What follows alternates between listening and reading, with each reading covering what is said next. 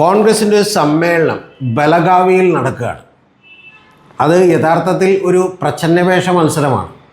അതിന് കാരണം 1924 Mahatma Gandhi Indian national കോൺഗ്രസിൻ്റെ പ്രസിഡൻ്റാകുന്ന സമ്മേളനം നടന്നത് ബെൽഗാമിൽ വെച്ചിട്ടാണ്.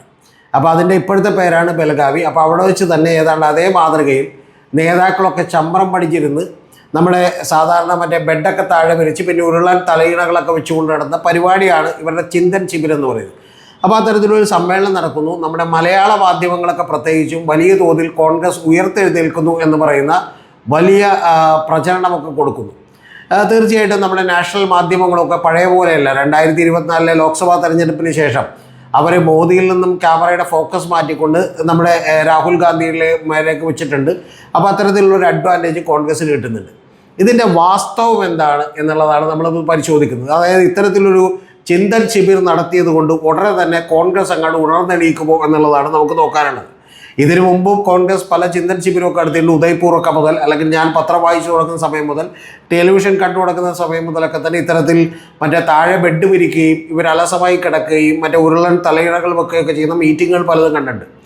യഥാർത്ഥത്തിൽ കോൺഗ്രസ് ഇപ്പോഴും കോൺഗ്രസിന് എവിടെയാണ് നേട്ടമുണ്ടായത്, എവിടെയാണ് വീഴ്ചകൾ പറ്റിയത് എന്നുള്ളത് പഠിച്ചിട്ടില്ല എന്നുള്ളതാണ് എനിക്ക് പറയാനുള്ളത്. ഞാൻ നിങ്ങളോട് ചില കണക്കുകൾ പറയാം. 2014 തെരഞ്ഞെടുപ്പിൽ BJPക്ക് കിട്ടുന്നത് 31% വോട്ടുകളാണ്, വോട്ട് ഷെയറാണ്. എന്ന് പറഞ്ഞാൽ 282 സീറ്റുകളാണ് അവർക്ക് കിട്ടിയത്. അതേസമയം കോൺഗ്രസിന് കിട്ടിയത് 19.31% വോട്ടുകളാണ്. കോൺഗ്രസിന് പക്ഷേ കിട്ടിയത് വെറും 44 സീറ്റുകളാണ്. ഇത് 2014 കണക്കാണ്. ഇത് 2019 വരുമ്പോൾ BJPക്ക് 303 സീറ്റുകളായി കൂടുന്നു. എന്ന് പറഞ്ഞാൽ 21 സീറ്റുകൾ കൂടുന്നു. അതേസമയം കോൺഗ്രസിന് 8 സീറ്റുകൾ കൂടുന്നു, 52 സീറ്റുകളാവുന്നു. അതിന് കാരണം കോൺഗ്രസിന് 19.31 നിന്ന് 19.49%, അതായത് വളരെ ചെറിയൊരു ശതമാനം, 0.18% വർധനവ് കോൺഗ്രസിനുണ്ടാവുന്നു. അതേസമയം BJPക്ക് 6.36% വർധനവ് ഉണ്ടാവുന്നു. ഞാൻ പറഞ്ഞത് 2014 2019 കമ്പയർ ചെയ്യുമ്പോഴാണ്.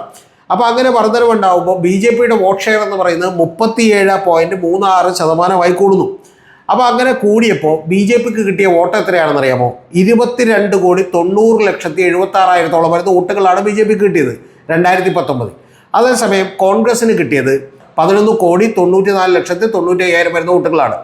എന്ന് പറഞ്ഞാൽ BJPയും കോൺഗ്രസും തമ്മിൽ 2019 ഉണ്ടായിട്ടുള്ള വ്യത്യാസം എന്ന് പറയുന്നത് 10,95,81,000 വോട്ടുകളാണ്. അതായത് 10,91,81,000 വരുന്ന വോട്ടുകളാണ് വ്യത്യാസമുണ്ടായിരുന്നത് എന്ന് നിങ്ങളറിയണം. അതേസമയം 2024 വരുമ്പോൾ കോൺഗ്രസ് വലിയ തോതിൽ വോട്ട് വർദ്ധിപ്പിച്ചു. അവരുടെ ശതമാനം 19.49 നിന്ന് 21.19% എത്തി. തീർച്ചയായും കോൺഗ്രസിന് വലിയ നേട്ടമുണ്ടായി. പക്ഷേ BJPക്ക് പെർസെൻറ്റേജിൽ കുറവുണ്ടായി. അതായത് 37.36 നിന്ന് അവർക്ക് 36.56% വോട്ട് കുറഞ്ഞു. അതായത് ഏതാണ്ട് 1% വോട്ട് കുറഞ്ഞു. പക്ഷെ അപ്പോഴും നിങ്ങളറിയേണ്ടത് 2024 പോലും BJP വോട്ട് വർദ്ധിപ്പിക്കുകയാണ് ഉണ്ടായിട്ടുള്ളത്. കോൺഗ്രസും വർദ്ധിപ്പിച്ചു, BJPയും വർദ്ധിപ്പിച്ചു. BJP വർദ്ധിപ്പിച്ചത് 23,59,00,000 വോട്ടുകളാണ് BJPക്ക് കിട്ടിയത്. എന്ന് പറഞ്ഞാൽ BJPയുടെ വോട്ടുകൾ 68,97,000, ഏതാണ്ട് 69 ലക്ഷത്തോളം വോട്ടുകൾ വർദ്ധിച്ചു. പക്ഷേ കോൺഗ്രസിന് വർദ്ധിപ്പിച്ചത് 1,72,00,000 വോട്ടുകളാണ്. എന്ന് പറഞ്ഞാൽ 11,94,00,000 വോട്ടുകളിൽ നിന്നും കോൺഗ്രസ് നേടിയത് 13,67,00,000 വോട്ടുകളായി കൂടി. എന്ന് പറഞ്ഞാൽ നേരത്തെ പറഞ്ഞതുപോലെ 1,72,00,000 വോട്ടുകൾ കോൺഗ്രസിന് കൂട്ടാൻ കഴിഞ്ഞു. ആ കൂട്ടാൻ കഴിഞ്ഞതിൻ്റെ വ്യത്യാസം എത്രയാണെന്ന് നിങ്ങൾക്കറിയാമല്ലോ. BJPയുടെ സീറ്റുകൾ 240 കുറഞ്ഞപ്പോൾ അതേസമയം നിങ്ങൾക്കറിയാം കോൺഗ്രസിൻ്റെ വോട്ടുകൾ 52 സീറ്റിൽ നിന്ന് 47 സീറ്റുകളുടെ വർധനവുണ്ടായി 99 സീറ്റുകളായി. അതായത് വളരെ ചെറിയ നാമമാത്രമായ ഏതാണ്ട് 1.5% വോട്ടുകൾ കൂടിയപ്പോൾ 1,72,00,000 വോട്ടുകൾ കൂടിയപ്പോൾ വലിയ തോതിൽ ഉള്ള ഒരു മുന്നേറ്റം കോൺഗ്രസിന് ഉണ്ടാക്കാൻ കഴിഞ്ഞു. അപ്പോൾ ഇത് ഏതൊക്കെ സംസ്ഥാനങ്ങളിലാണ് ഉണ്ടായത് എന്നുള്ളതിൻ്റെ വിശദാംശങ്ങളിലേക്കൊന്നും ഞാനിപ്പോൾ ഈ വീഡിയോയിൽ പോകുന്നില്ല. നിങ്ങൾ ഇതിൻ്റെ താഴെ കമൻറ്റ് ചെയ്താൽ ഞാൻ അത്ര വീഡിയോകളുമായിട്ട് വരാം. പക്ഷേ കേരളത്തിൽ പോലും വലിയ സ്ട്രോങ് ഹോൾഡായ കേരളത്തിൽ ഇത്ര വലിയ ഭരണവിരുദ്ധ വികാരം ഉണ്ടായപ്പോൾ പോലും 3.78% വോട്ടുകളുടെ വർധനവ് ഉണ്ടാക്കിയത് കേരളത്തിൽ BJP ആണ്. ആ BJPയുടെ വോട്ട് കൂടി കൂട്ടിയിട്ടാണ് നമുക്കറിയാം ഇന്ത്യയിൽ BJPക്ക് 68,97,90,000 വോട്ടുകൾ കൂട്ടാൻ കഴിഞ്ഞത്.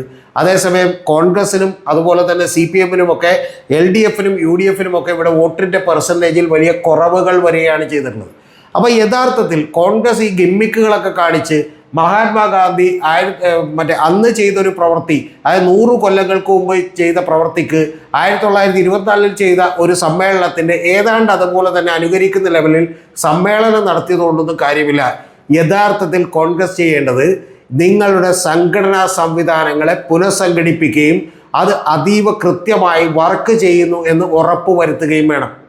അത് ഏറ്റവും ആദ്യം നമുക്കറിയാം, പ്രശാന്ത് കിഷോറിനെ പോലെയുള്ള ഇന്ത്യ മുഴുവൻ അറിയപ്പെടുന്ന വളരെ എമിനൻ്റ് ആയിട്ടുള്ള ഒരു പൊളിറ്റിക്കൽ സ്ട്രാറ്റജിസ്റ്റ് കോൺഗ്രസ്സിന് 10 കൊല്ലത്തെ ഒരു റിവൈവൽ പ്ലാൻ, പുനർജീവനത്തിൻ്റെ പ്ലാൻ കൊടുത്തിരുന്നു. അത് കോൺഗ്രസ് ചെവിക്കൊള്ളാൻ തയ്യാറായില്ല. ദിവസങ്ങൾ നീണ്ട, മണിക്കൂറുകൾ നീണ്ട ചർച്ചകൾ പ്രശാന്ത് കിഷോറായിട്ട് നടത്തിയെങ്കിൽ പോലും സംഘടനയെ പുനഃസംഘടിപ്പിക്കാൻ അവർ തയ്യാറായില്ല. ഏറ്റവും ഒടുവിൽ അവരത് വേണ്ടെന്ന് വെച്ചു. ഇത് ഏറ്റവും പ്രധാനപ്പെട്ട പ്രശ്നമാണ്.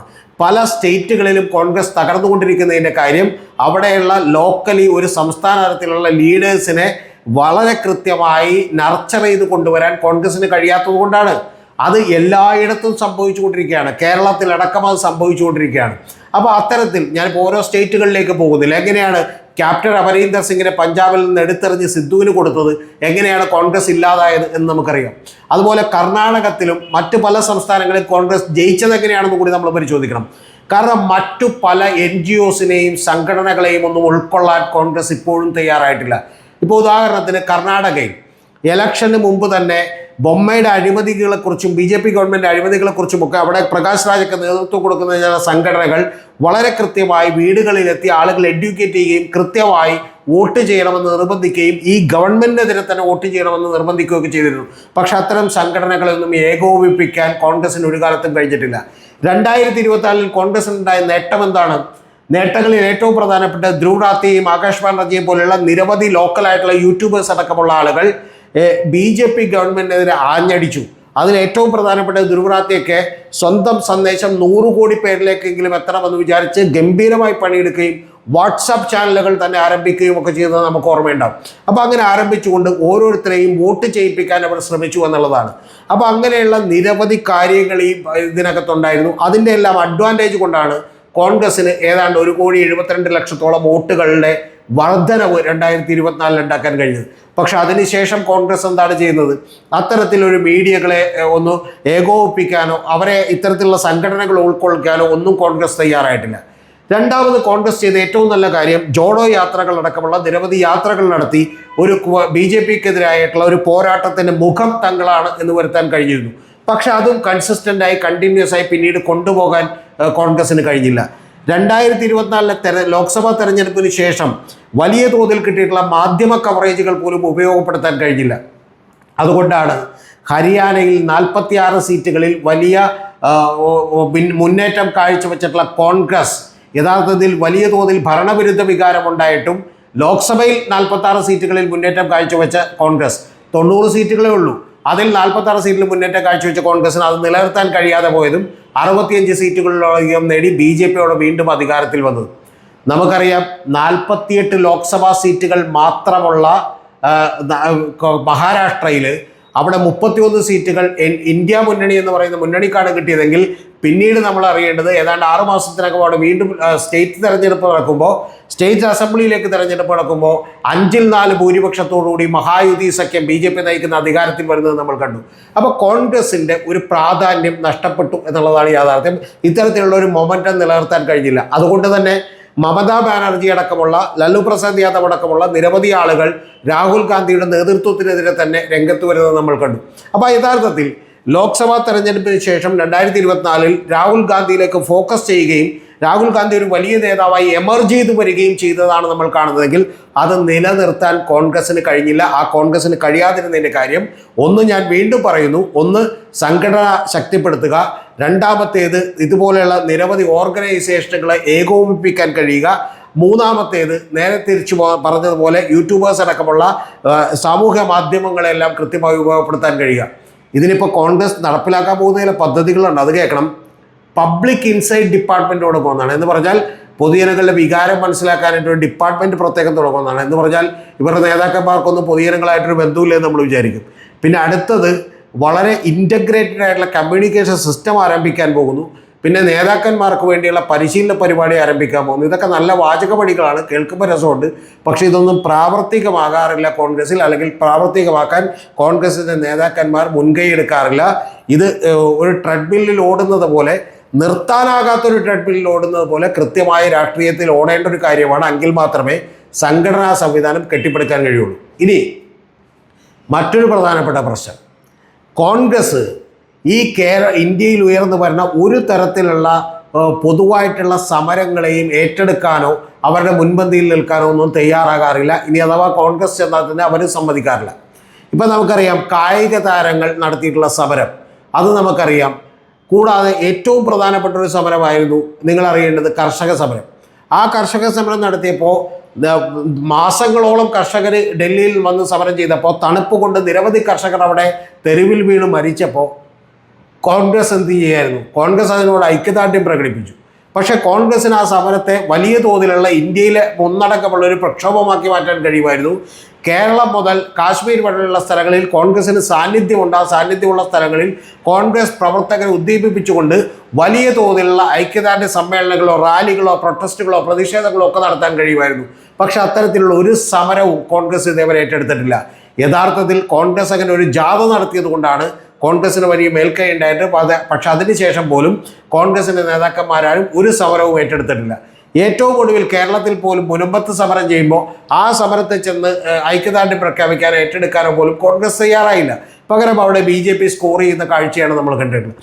അപ്പോൾ അതുകൊണ്ട് ഇത്തരത്തിലുള്ള കാര്യങ്ങളൊക്കെ ശ്രദ്ധിക്കാതെ, സംഘടനാപരമായ മികവുണ്ടാക്കാതെ, ബഹുജന മുന്നേറ്റങ്ങൾ ഏറ്റെടുക്കാതെ ഒരു കാരണവശാലും കോൺഗ്രസിന് മുന്നേറാൻ കഴിയില്ല. നിങ്ങൾ പഠിക്കേണ്ടത് ഗാന്ധിജിയിൽ നിന്നാണ്. ഗാന്ധിജി ഇത്തരത്തിൽ 1924 അവിടെ ബെൽഗാവിൽ സമ്മേളനം സംഘടിപ്പിക്കുക മാത്രമല്ല ചെയ്തത്, കോൺഗ്രസിനെ ഒരു വലിയ ബഹുജന മുന്നേറ്റമായി, ഒരു രാഷ്ട്രീയ പാർട്ടിക്കും അപ്പുറത്തേക്ക് ഒരു ആന്തോളനായി, ഒരു മുന്നേറ്റമായി കണക്കാക്കണം എന്നാണ് അദ്ദേഹം പറഞ്ഞത്. അത്തരത്തിലുള്ളൊരു സാമൂഹികമായ മുന്നേറ്റമായി കണക്കാക്കുന്നതിൽ, അല്ലെങ്കിൽ അങ്ങനെ ഇടപെടുന്നതിൽ കോൺഗ്രസ് ഇപ്പോഴും പരാജയപ്പെട്ടു. ഗാന്ധിജി നമുക്കറിയാമല്ലോ, വൈക്കം സത്യാഗ്രഹമടക്കം, ഇവിടെ അൺടച്ചബിലിറ്റി അടക്കം, തൊട്ടുതീരായ്മ അടക്കമുള്ള നിരവധി വിഷയങ്ങളിൽ അദ്ദേഹം രാജ്യത്തുടനീളം യാത്ര ചെയ്യുകയും ആളുകളൊക്കെ തന്നെ ഏകോപിപ്പിക്കുകയും അവരെയൊക്കെ തന്നെ സ്വാതന്ത്ര്യ സമരത്തിൻ്റെ ഭാഗമാക്കാൻ അദ്ദേഹത്തിന് കഴിയുകയും ചെയ്തു. പക്ഷേ ഇതൊന്നും അനുകരിക്കാതെ മറ്റ് ഉരുളൻ തലയിണകളും ബെഡുകളും മാത്രം അനുകരിച്ചതുകൊണ്ട് കോൺഗ്രസ് ഒരു കാരണവശാലും രക്ഷപ്പെടാൻ പോകുന്നില്ല. കോൺഗ്രസ് ചെയ്യേണ്ടത് ഇത്തരത്തിൽ അടിയന്തരമായി ഞാൻ നേരത്തെ പറഞ്ഞ കാര്യങ്ങളാണ്. അത് ചെയ്യാതെ, പുനഃസംഘടനകൾ ചെയ്യാതെ, കേരളത്തിൽ പോലും പുനഃസംഘടന ചെയ്യാതെ കോൺഗ്രസ് ഇനി പച്ച തൊടുക എന്നുള്ളത് സംഭവ്യമായ കാര്യമല്ല. നിങ്ങളെക്കാൾ ഗംഭീരമായി BJP ഡിഫെൻഡ് ചെയ്യുന്നത് ഇന്ത്യയിൽ 4%, 5% ഒക്കെ ആയിട്ടുള്ള ചെറു കക്ഷികളാണ് എന്നുള്ളത് കോൺഗ്രസ് ഓർത്തിരിക്കണം. അതുകൊണ്ട് കോൺഗ്രസ് മനസ്സിലാക്കേണ്ടത്, വളരെ ചെറിയ 1,72,00,000 വോട്ടുകൾ കൂട്ടാൻ കഴിഞ്ഞപ്പോൾ നിങ്ങളുടെ സീറ്റുകളിൽ വലിയ ഇരട്ടിയോളം വർധനം ഉണ്ടാക്കാൻ കഴിഞ്ഞെങ്കിൽ ഒരു 2-3% വോട്ടുകൾ കൂടി കൂട്ടാൻ കഴിഞ്ഞാൽ അത് ഇന്ത്യയിലേക്ക് ഭരണം പിടിക്കാൻ കഴിയുന്ന നിർണായകമായ ശക്തിയായി കോൺഗ്രസിന് മാറാൻ കഴിയും. പക്ഷെ അത് കഴിയണമെങ്കിൽ ഇത്തരത്തിലുള്ള പ്രച്ഛന്നവേഷ മത്സരവും ഗിമ്മിക്കുകളും നടത്തിയാൽ പോരാ.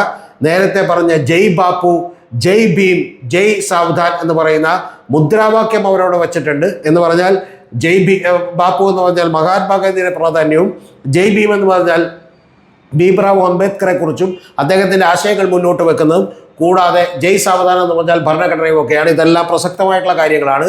കോൺഗ്രസ് 50 കൊല്ലത്തിലധികം ഇന്ത്യ ഭരിച്ചപ്പോൾ ഈ താഴേക്കിടയിലുള്ള സാധാരണക്കാരായിട്ടുള്ള ഭീംറാവു അംബേദ്കർ പ്രതിനിധാനം ചെയ്യുന്ന ആളുകളെ ഒന്നും തന്നെ മുൻനിരയിലേക്ക് കൊണ്ടുവരാൻ ശ്രമിച്ചില്ല എന്നുള്ളത് വാസ്തവമായിട്ടുള്ള കാര്യമാണ്.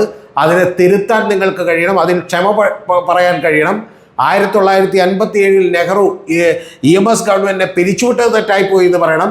1975 അടിയന്തരാവസ്ഥ നടപ്പാക്കിയത് തെറ്റായിപ്പോയി എന്ന് പറയണം.